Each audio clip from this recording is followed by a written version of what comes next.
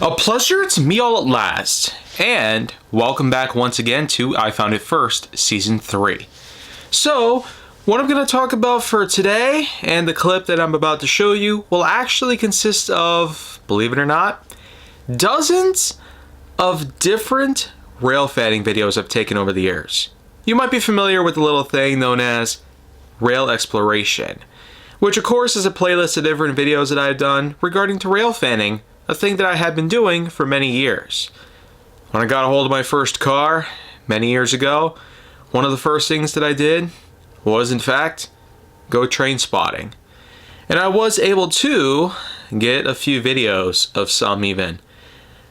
However, by the start of the slobbering 20s, as in our current decade that we're in, basically as far back as maybe January of 2020, it was basically around those years in which that driving became a lot more common, and I was in fact able to spend a lot more time, not just within work or at home, but also do other things as well. So, what we're going to take a look at here is one clip in particular that relates to the Canadian National Waukesha subdivision.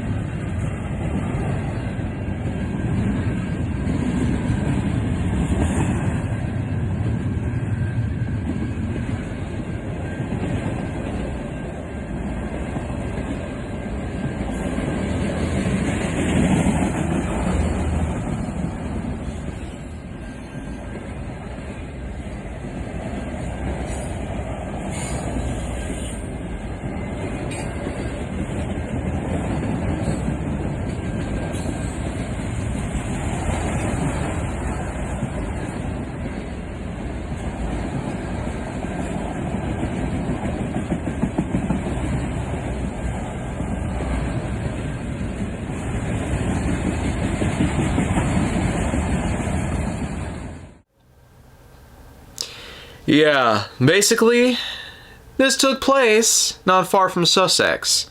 As you probably know by now, the Waukesha subdivision is a piece of the Canadian National's main line that goes from Antioch, Illinois to Fond du Lac, Wisconsin, of a distance of about 190 miles, north and south. But, as you probably know by now, this is basically the territory of Class 1 railroads that I'm most familiar with. Because after all, to go to my grandparents' house, I have to go through some railroad tracks. The tracks that in particular are of the old Wisconsin Central Limited line. Of course, most junction boxes, defect detectors, and whatnot that are of this particular end of the subdivision are still labeled as WCL, meaning that Wisconsin Central once had control of them until the days of Canadian National came around, which of course took place in the early 2000s. And if you're at all familiar with another series that I have been doing for some time, which I refer to as train wrecks, or T-Rex for short, yeah, quite a creative name if you will, well, you might be familiar on the fact that I have been doing train wreck related documentaries and railroad related history for a while now. There's a lot more related railroad history that I have talked about in those videos. But in that same regard, rail exploration was a series of rail fanning things that I had done, mostly in real life sort of material. The consist in the clip that I just showed was of course Canadian National's mixed traffic, a combination of auto rack cars and intermodal cars, mostly intermodals followed by the auto racks. And usually these consists can be up to 140 cars in length, end to end.